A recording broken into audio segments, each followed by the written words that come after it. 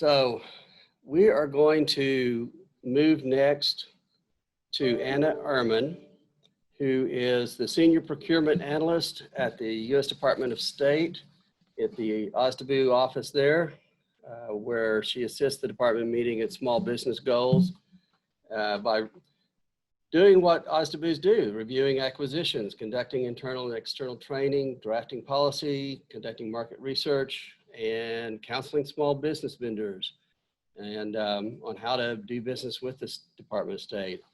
I knew Anna when she was director of the Virginia PTAC, and so she has experience from both sides of this, inside the agency and as a PTAC.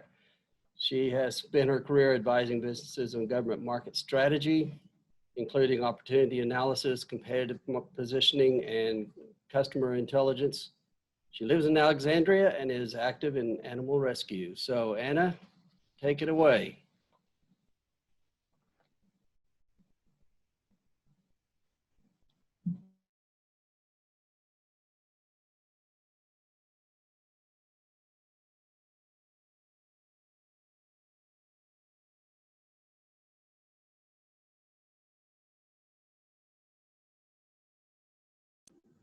Anna, we are not hearing you at the moment.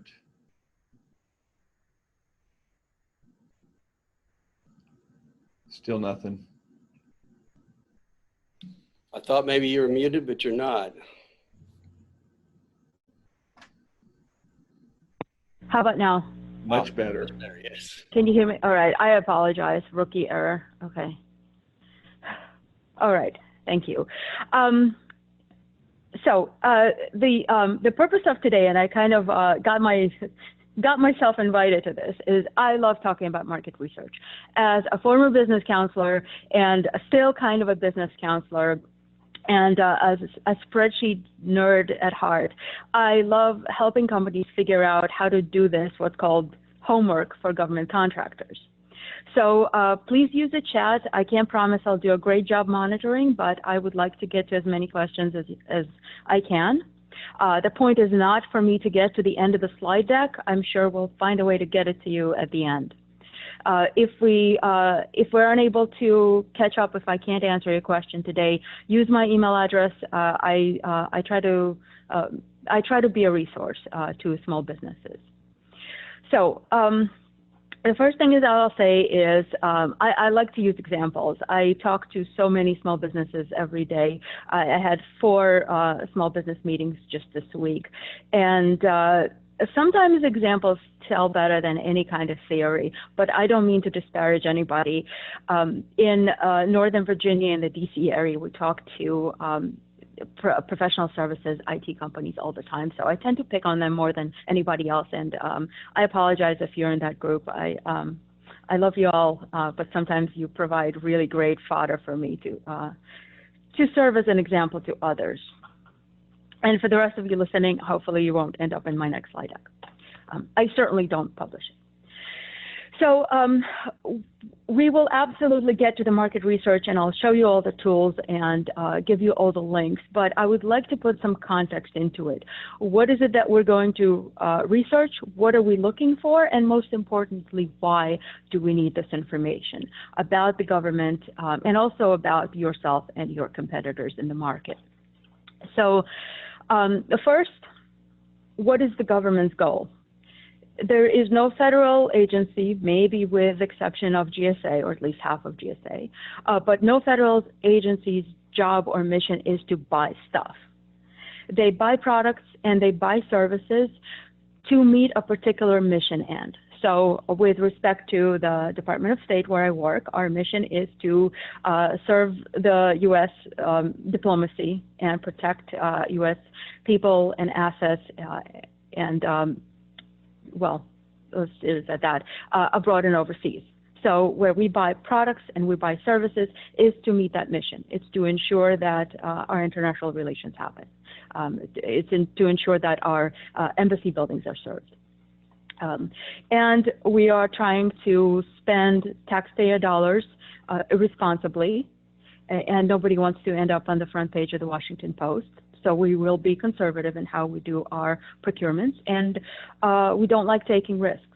and that includes taking risks on business and that are untested.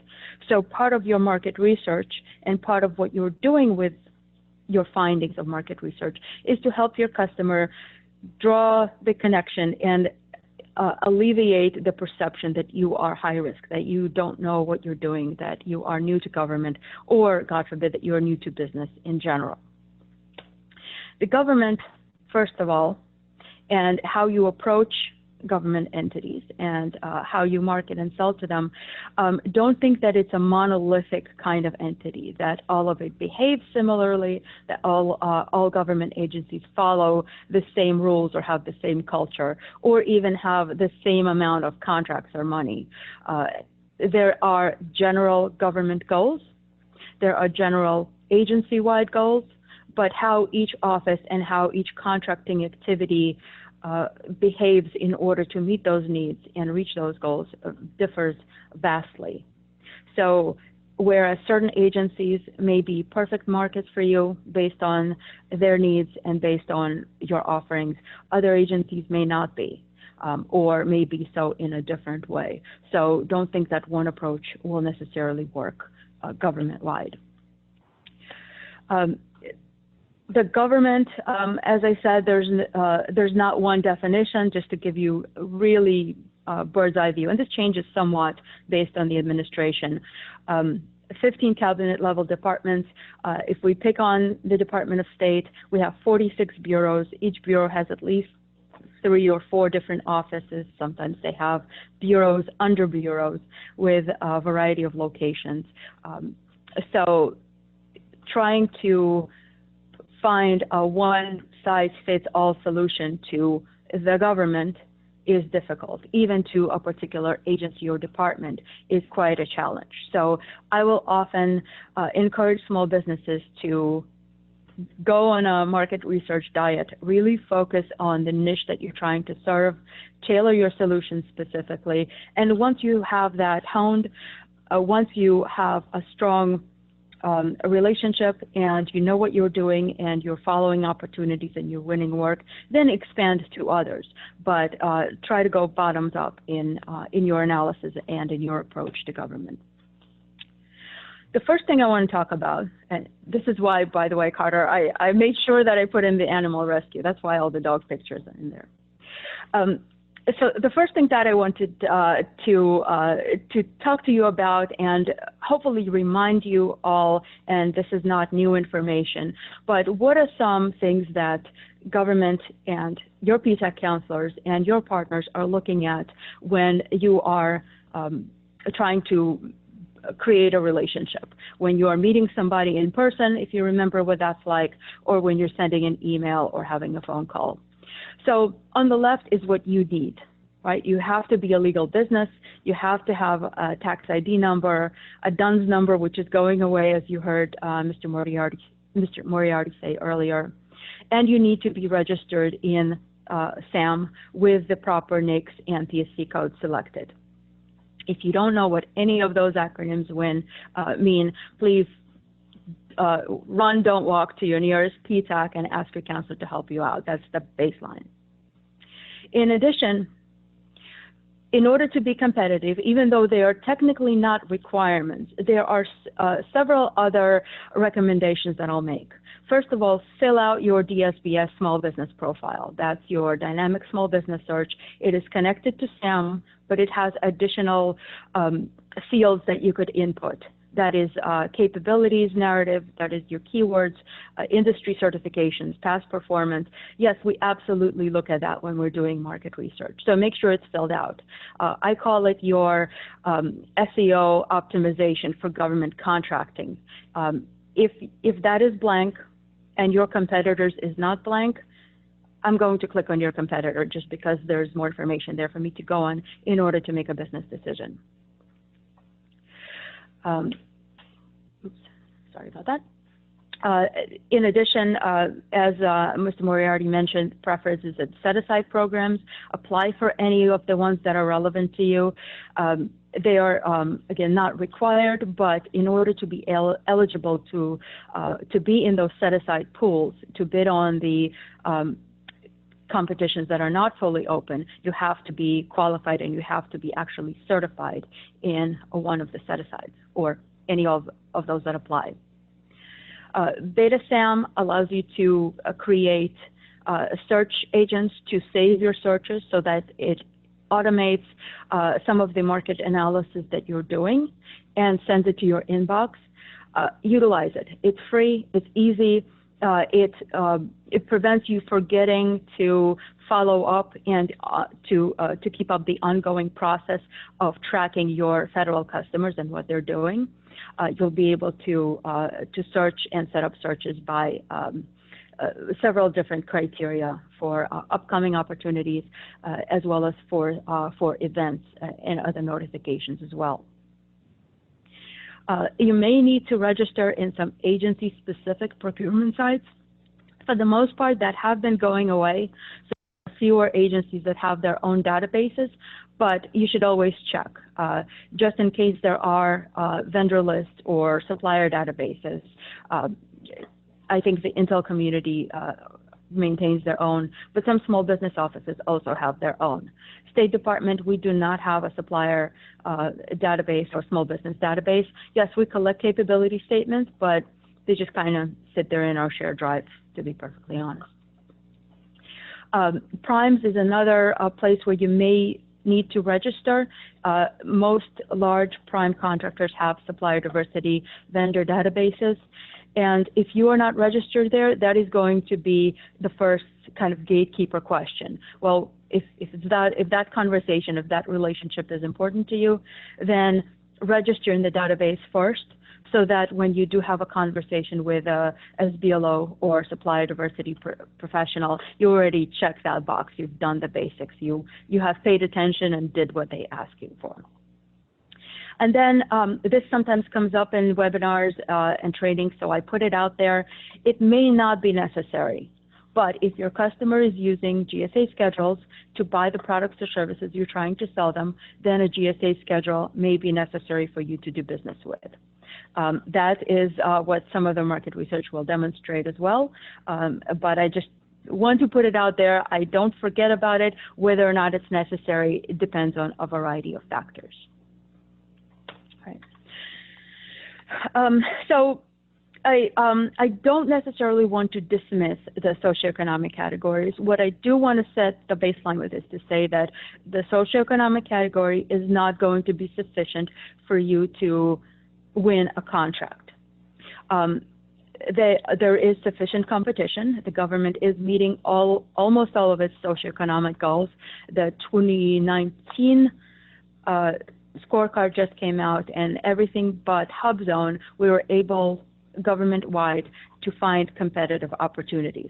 So going into a particular office and saying, I'm a woman-owned business, therefore you need me, will not necessarily win the day for you.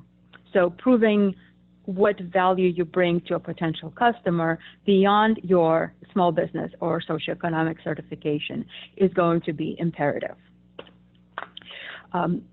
Questions that you should answer with your market research. Are you qualified? Looking at past procurements, looking at the particular needs of the agency, the geographic areas, the environment. What are the factors necessary for you to win work, perform work, and do so well enough and maintain the business that you need in order to carry out the contract through its completion? Is there competition? Are you able to demonstrate that you are competitive and that you have past performance? How do you market it to the right customer at the right time, in the right venue, the way that they want to see it? And what is the easiest way for a buyer to get to you? That's to translate government contracting speak. Do you have any vehicles or do you have any ways for a customer to buy from you that is easier than going to full and open competition? If there are, then the customer will choose the easy way. So make sure you are the easy way.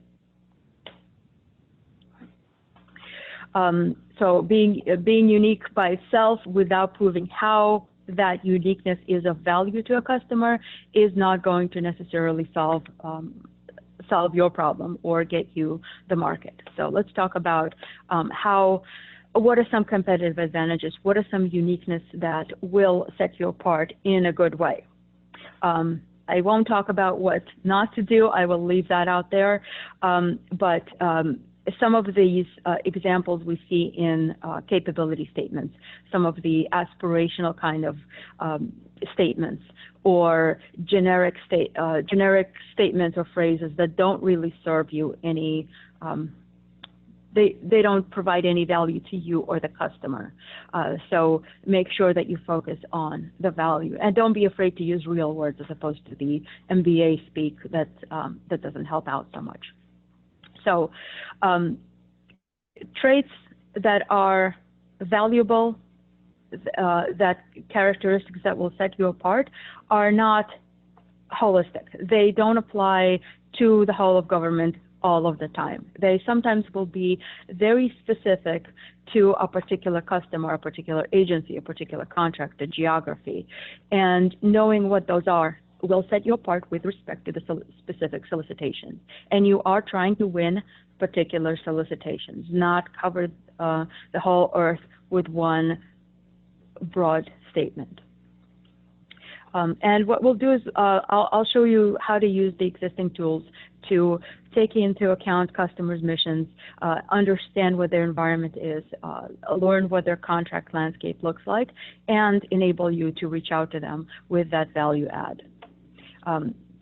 You could also demonstrate competitive advantage by talking about your company in a way that alleviates our risk-averse little hearts, is how you're able to provide value, how you are able to be financially responsive, that you have good employment practices and high retention, that you follow all the laws, that you are compliant, that you have the right business systems, that maybe you have a relationship or joint venture or teaming agreement with a company that your customer already knows, likes, and trusts. And be sure that you put your own trust into partners that will help propel you forward as well. All right. So let's talk about the research. Why are we doing it? So that you could understand what your buyer is thinking, what your competition is thinking, and how do you position yourself to win against competitors, to win with the right team, and ultimately to win from the right customer. What are some of the items that we are looking for when we're doing market research? Well, a lot of it depends specifically on the opportunity and specifically to your business.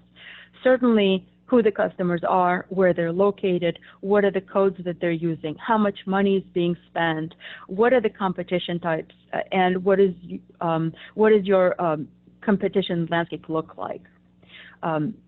With respect to the other vendors in the market, you want to develop either your win proposition, how you're going to beat out the incumbent or beat out the competition, or position yourself as the right teaming partner for somebody that you're trying to win over or participate with.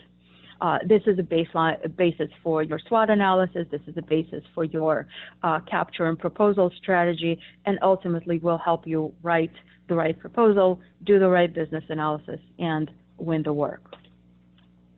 Okay.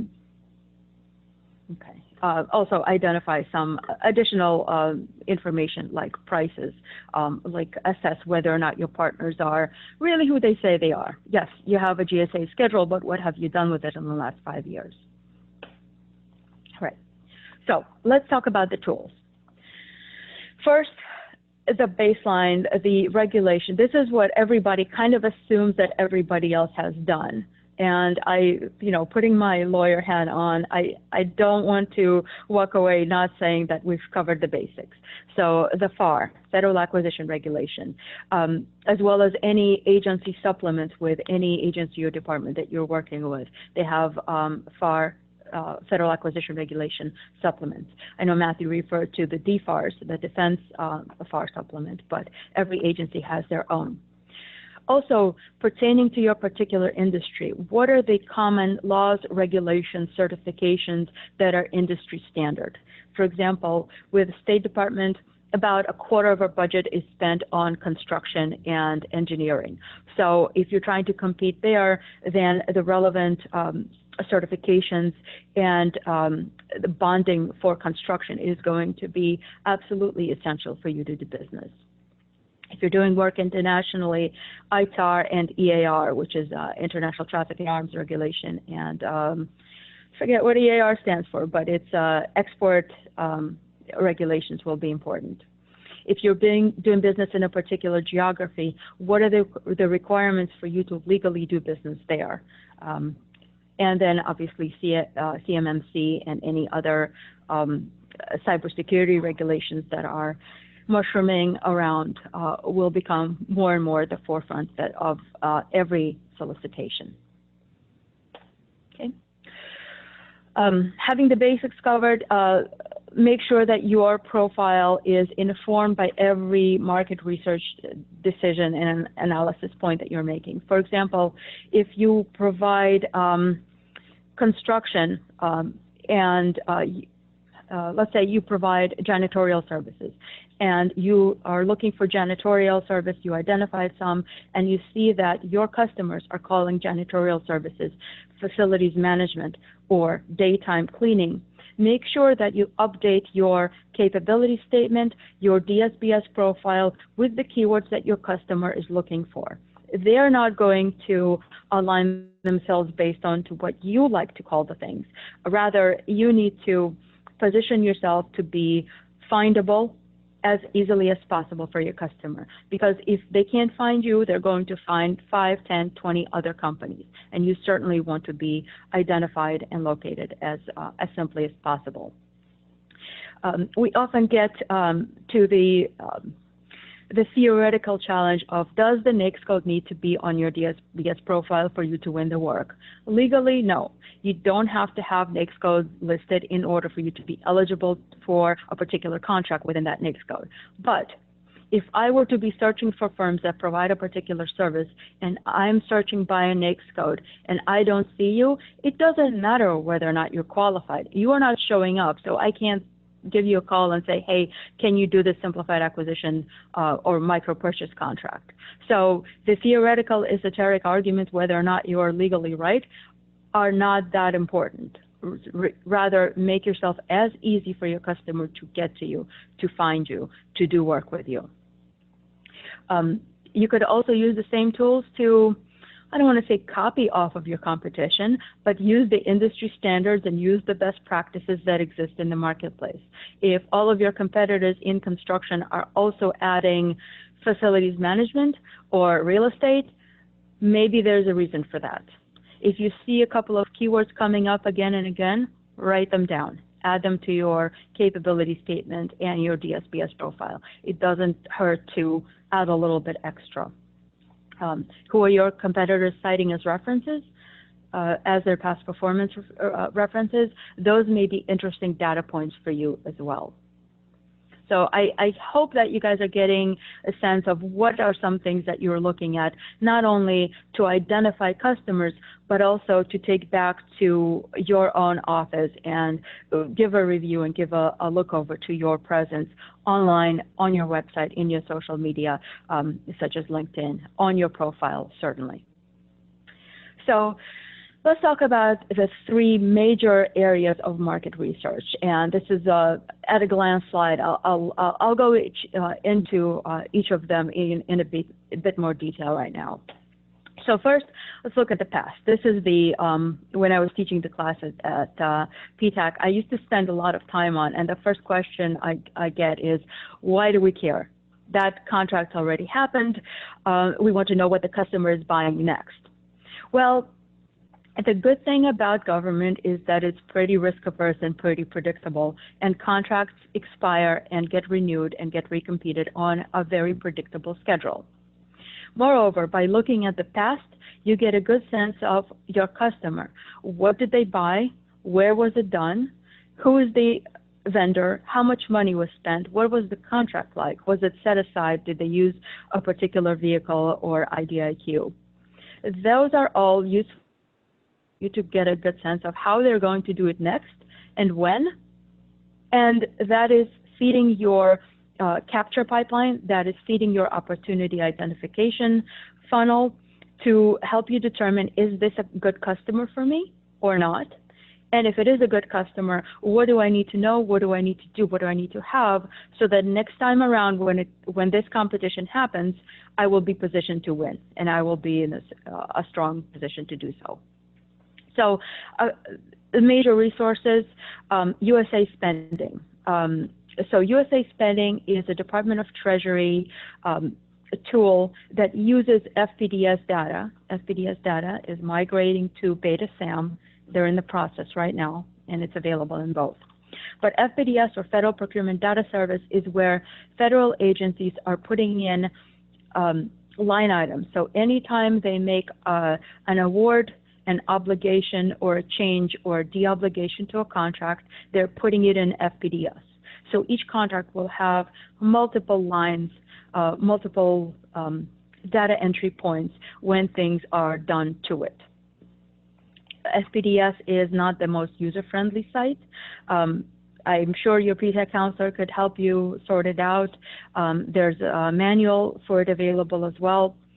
But USA Spending, especially if you're starting out, is easy, it's user-friendly, it's very graphics-oriented, and you could do some searches and get some results pretty quickly. You could, what my go-to is, I go to advanced search, I put in a couple of keywords and parameters, and you could download that into a big honking spreadsheet.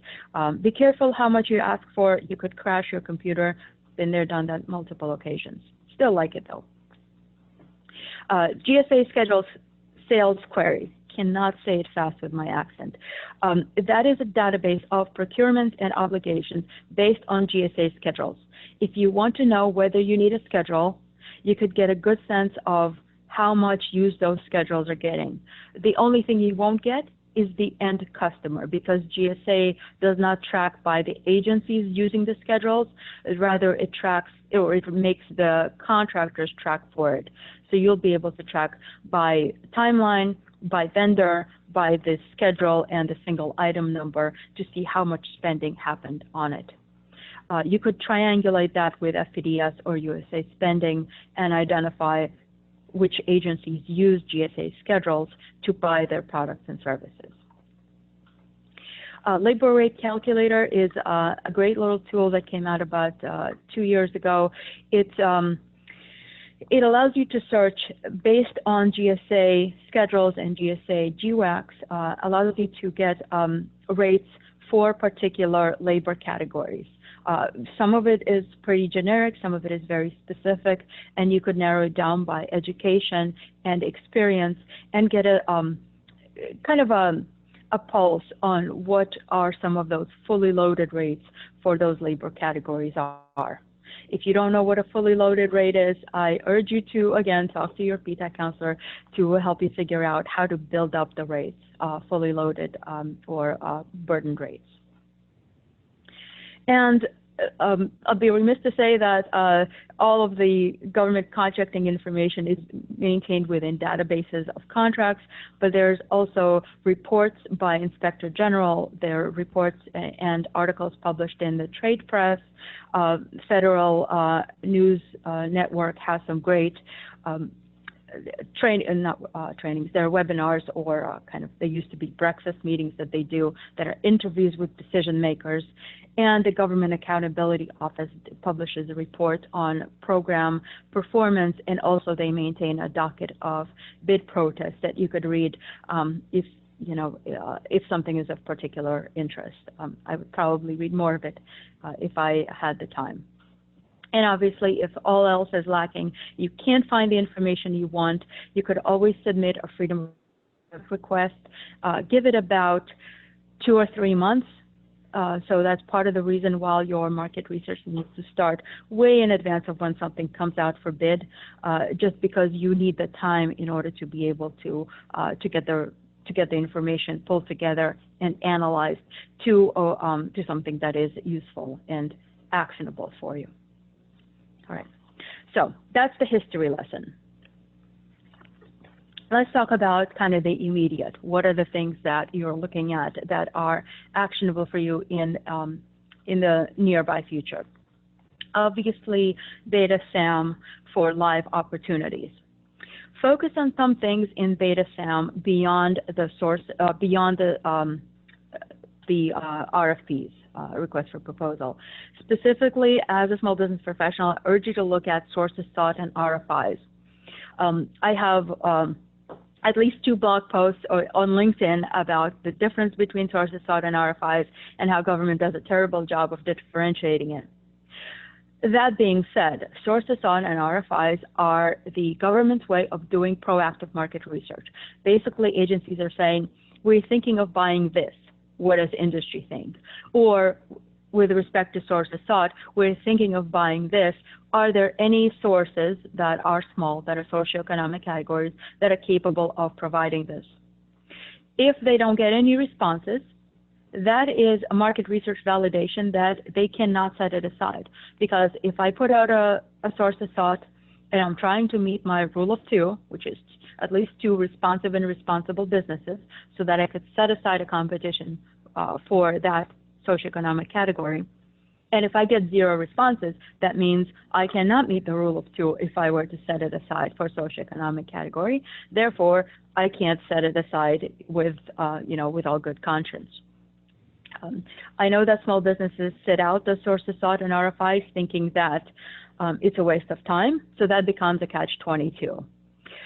Without getting too much on my soapbox, what I urge you to say is if you think that a particular sources sought or RFI looks like it's unduly restrictive, or it's asking for something very specific, or it looks like it's going to be graded like an RFP, like a technical evaluation versus a capability determination, that's an email to the contracting office, the OSDBU or small business office, and the competition advocate for that agency, because they need to review that procurement to make sure that it's meeting the needs of FAR Part 10 market research and not being an excuse to not set things aside for, for no good reason.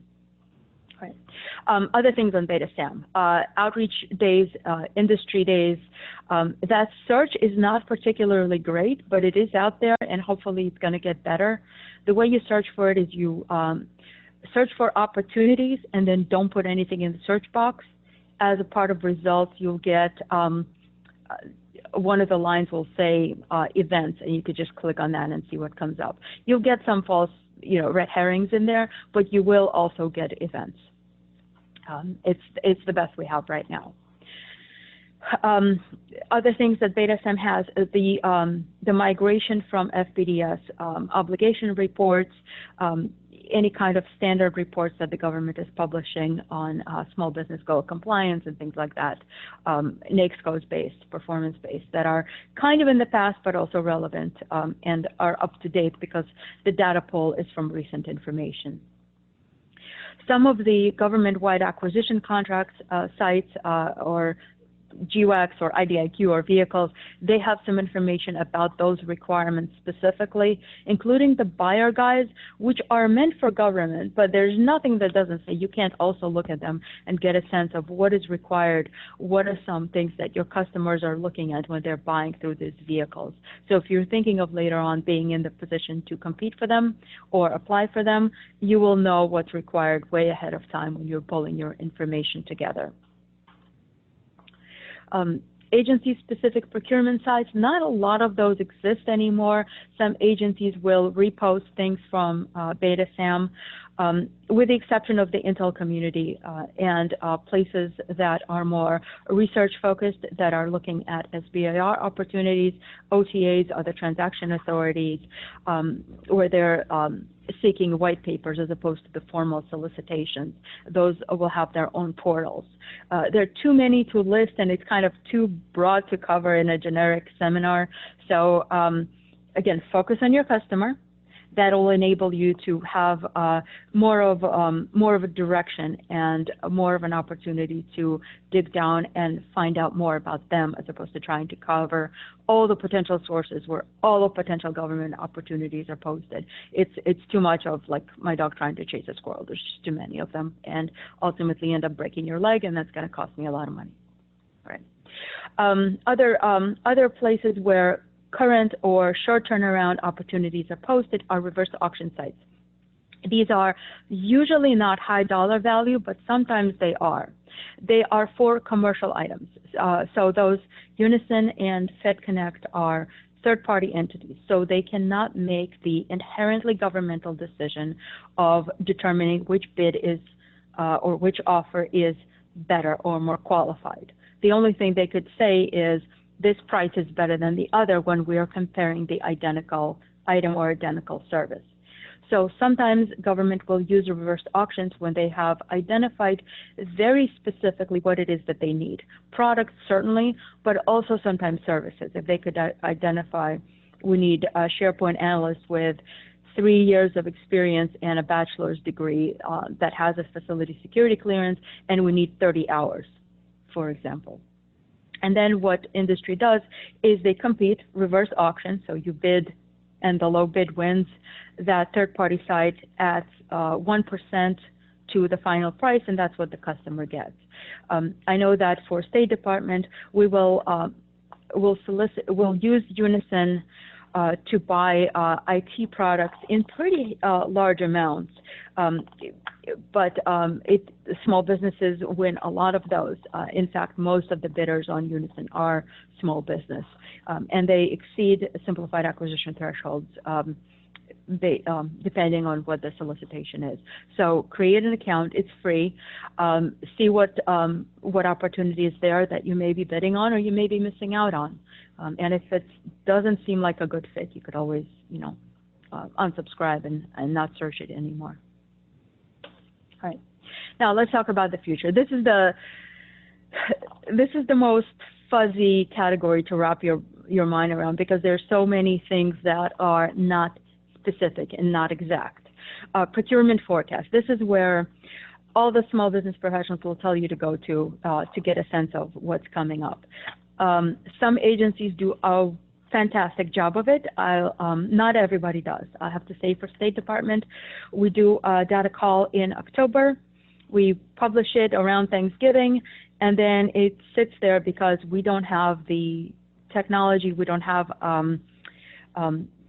the mechanics to update on any kind of ongoing basis. So it's just like, the milk that I buy in the store. It's great the day I bring it home. A month later, not so good. There are a couple of things, even about expired forecasts, that are quite useful, and that is information about the buyer, especially the contact info if it's available, because chances are those same folks are buying or procuring or researching similar requirements again and again. They will have ongoing needs. Chances are they're specialized in particular industries and particular sets of products or services. So reaching out to them at any point in time saying, hey, is this opportunity still live? Or to say, we are an expert at providing this. I see that you bought it in February or had it in your forecast for February. When do you think it'll come up again, or do you have something similar? The worst thing they could do is ignore your email, at which point you still didn't waste that much time, but you may have an additional lead. And you could always, by the way, forward that email to the small business office and say, hey, I was wondering what happened to that opportunity. I mean, do your due diligence first. Look at BetaSAM to see if it came out as a solicitation, to see if there was a source of SOTA or RFI, or to see if it's been awarded. Because if it did, and you're asking a question that you really should have found out before, you don't want to be that person. But if you really can't find information on it, yeah, absolutely send a note, and you'll get some additional insight.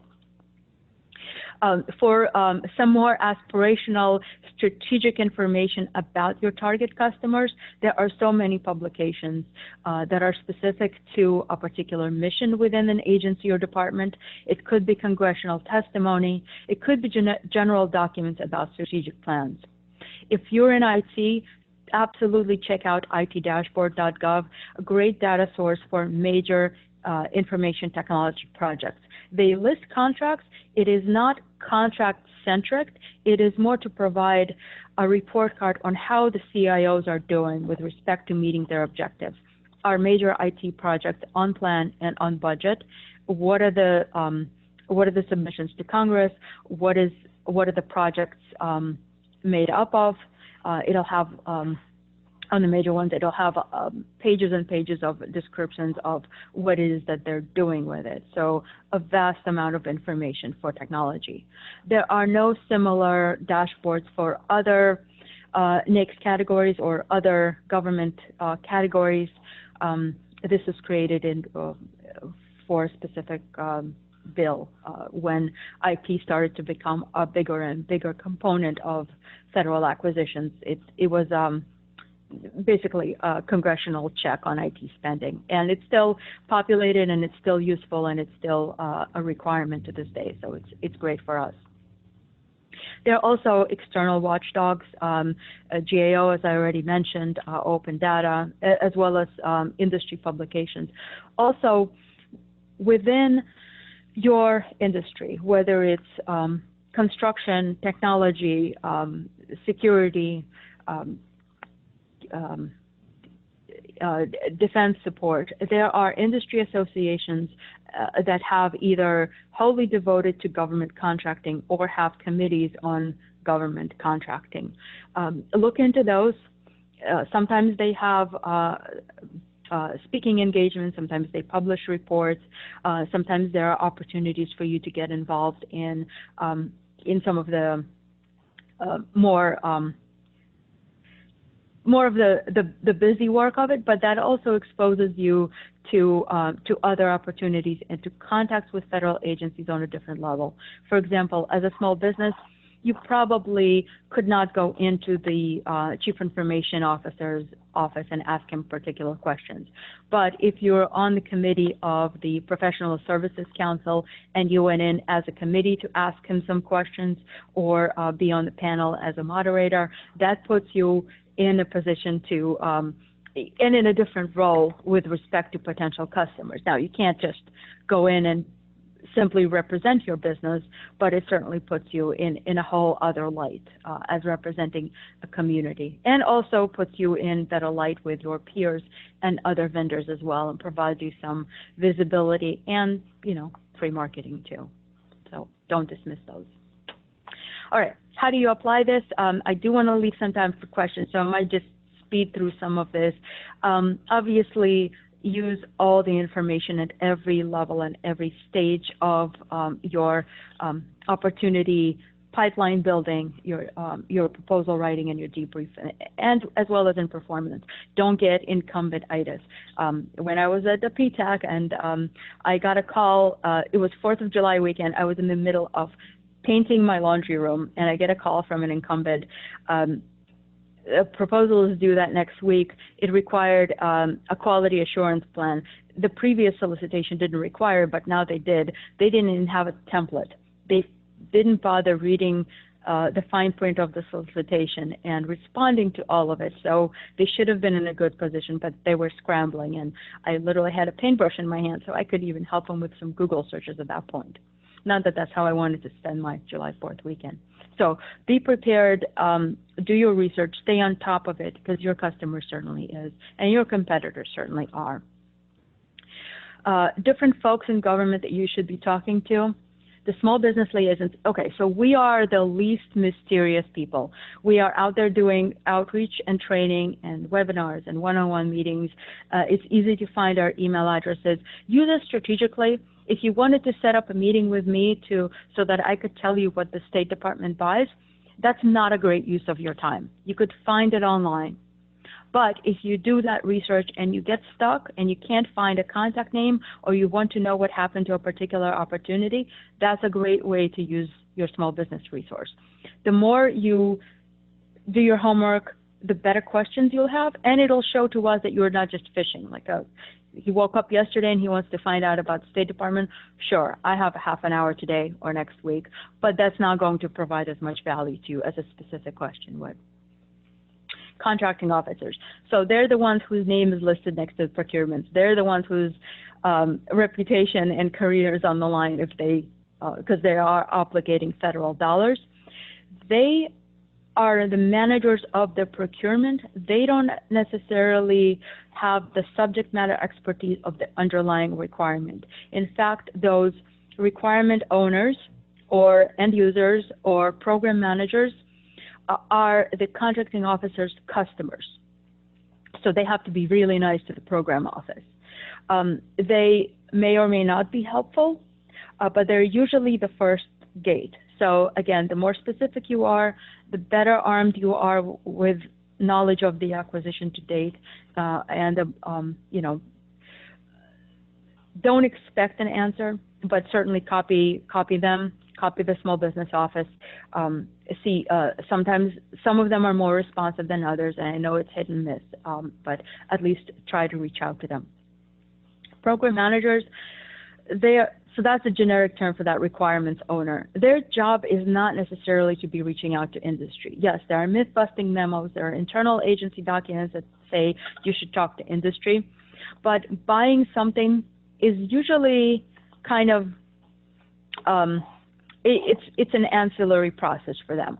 If I were to, you know, paint my laundry room, going to Lowe's and buying a brush is part of the process, but that's not my goal. My goal is to make sure that the thing goes from gray to blue. So what is the program manager's actual job? What is their office? What is their mission? What does their strategic plan tell them? And how does that particular purchase help them get there? The more you could triangulate that, the more you'll understand how to write to it, how to talk to them, and also how to find them. Because if your program manager is actually the human resources director, they may not be going to small business outreach events, but they're going to HR sessions. They need to maintain their qualifications in that industry. And then if you attend the same places and you participate in the same interests, and you are going to the same professional organizations and talking to them on that peer level, that'll demonstrate your understanding of their needs. And you'll also be in better position to ask them some questions without being perceived as a salesy kind of communication. The champions are, use them carefully. There are high-level influencers. Usually the best way to utilize them, and I don't mean to be as callous as I come across in the interest of time, but the best way to get their help is to understand or get them to help you figure out who are the people on their team that you actually need to be speaking with. They're often not making the line decisions on obligating dollars. They don't want, well, they don't have the obligating authority, and also they don't want to cross the line and overstep the position of somebody whose job it actually is. But they may be good ways to open doors for you and to start conversations. And your teaming partners should be an extension of your company and you of theirs. Help each other out with some information. Obviously, you know, co-opetition is alive and well, so be careful about what you disclose, how and to whom. But be creative in how you use your networks in getting some information and also providing some information of value that will help grow your customer understanding and your industry sense. All the different ways you can engage. We could talk about that offline if you have particular questions. One thing I'll say, the last line in there is be very creative in how you Google. You could Google a phone number or a name or search for them on LinkedIn, and you may get a whole bunch of information that you didn't even think was out there. And be prepared when you do. Focus on your customer, ask a lot of questions.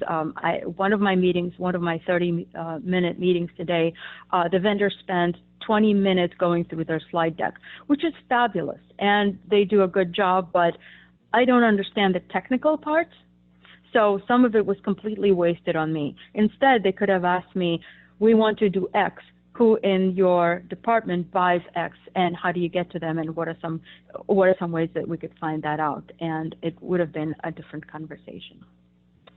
So with that, we've got about 9 minutes, and if time and Carter allows, I could stay behind as well. But let me go to my contact information again here.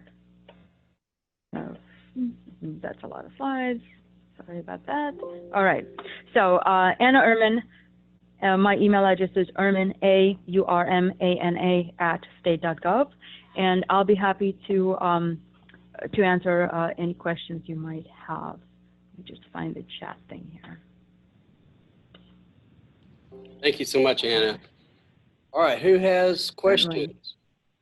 She covered a lot of territory.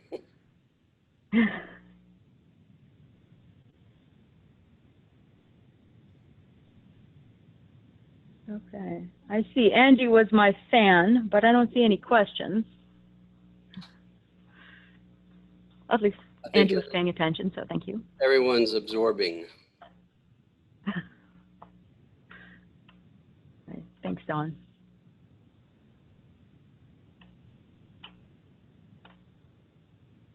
You can see Okay. there's a lot of places to find information and a lot of ways to go about it. There really are, and you know, Carter, you and I have talked about, do we go in specifics and go through the BetaSAM, but we decided on giving an overview just because there's a wealth of information out there, and this will hopefully whet their appetites and help folks at least get a sense of what their market looks like, and then they could go to their PTAC for specifics.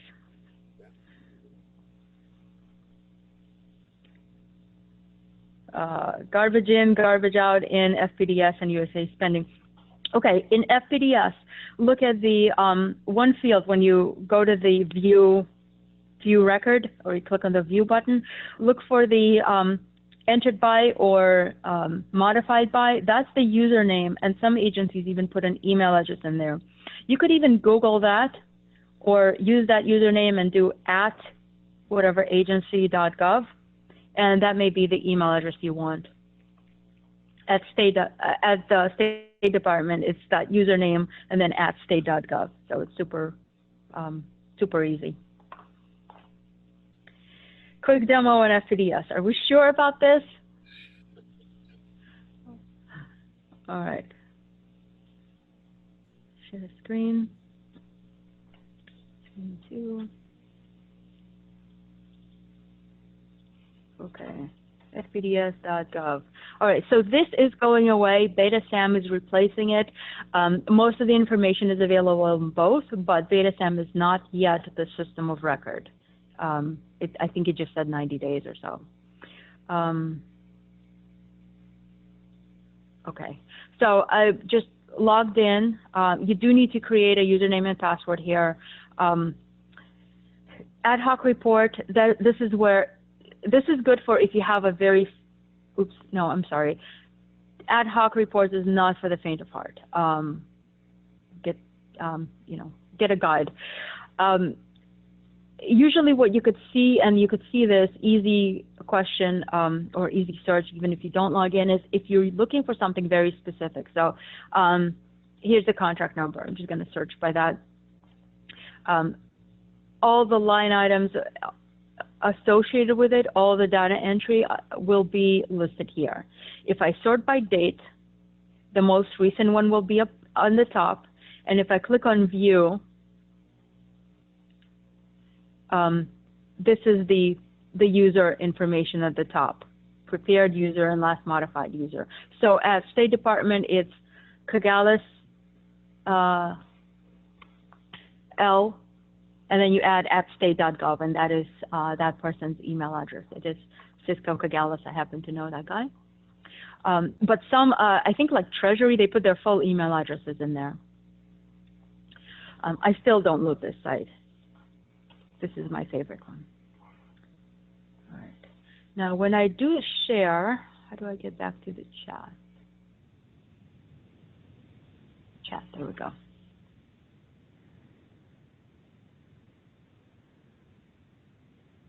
Okay, so presentations will be available to you. Okay. if a small business is teaming with other small businesses to pursue contracts, but they do not have a joint venture, how should they address their partners and capabilities that those partners bring to the table when they talk to you? All right. So when they talk, again, who are they talking to? When they talk to me, it doesn't really matter to me. As long as you are talking about a full capability, I'm not going to question who brings what. It is important, however, when you are responding to sources sought or responding to RFIs, or let alone responding to RFPs, the people that are reading it and evaluating it, they're not MBAs, they are not mergers and acquisition specialists.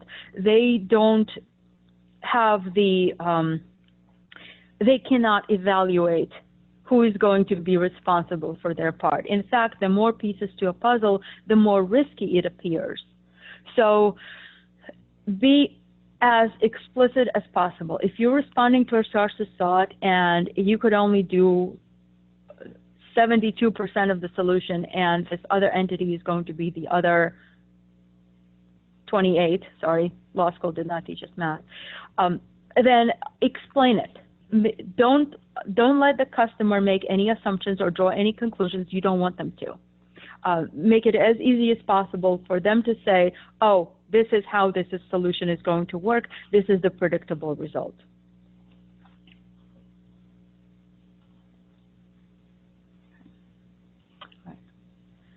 Yeah, so just going through here. Did I miss anything? Okay. All right. All right. So since I have it up, USA spending, you go to advanced search. You could put in keywords. Be very specific. If you're in IT or professional services, don't put in management consulting. Put in, I don't know, Six Sigma, or put in, even cyber is too broad really, but like penetration testing. What is the customer buying? What is it that they're searching for that you want to be found there? Like if I were searching for, if I'm buying joint supplements for my dog, I'm not going in Amazon and saying medicine or supplement. I'm saying cojointin canine, 90 milligrams or whatever it is. So what is the customer looking to find, and then make sure that that's the process and the path that you're using. If you come up with a good search, sure.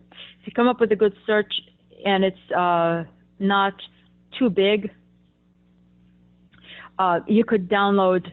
See the download button at the top. The spreadsheet comes up with about 225 columns, I think, and each of those columns corresponds to the different bold sections on FPDS. So it's the same information displayed differently. Very easy to do pivot tables and some sorting and data crunching. All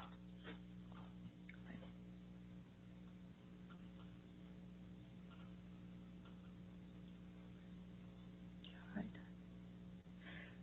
Okay. Any Carter, Don, any questions for the good of the order that you get at the PTAC that you want me to elaborate on? When you move to the State Department, or is it referred to as Department of State? Either way. What were people generally in the OSTV community already familiar with PTACs, and what was the general feeling about our role in the process? So, unfortunately, not as many OSDBU practitioners were familiar. The directors were, but not my counterparts. Those that were have a good opinion of PTACs. They see them as resources. But I think getting more knowledge out to the line is useful, which is one of the reasons I'm pushing for that APTAC conference or panel with the OSDBU folks. Oh, I think that, And being proactive. In fact, I haven't. I've offered it. I've only seen it tried once. If a small business wants to bring in a PTAC counselor to a session with OSDBU, especially now since everybody's on the phone, I don't see why we couldn't. And you could count it as a counseling session. no, not if it's counseling OSDBUs. No, but you're counseling the small business because sometimes they're certainly hearing things that I'm saying, but they're listening for some things and don't believe me. But when it gets repeated, no, really. That's excellent. Yeah, and sometimes, sometimes, reviewing that capability statement helps as well. Sure.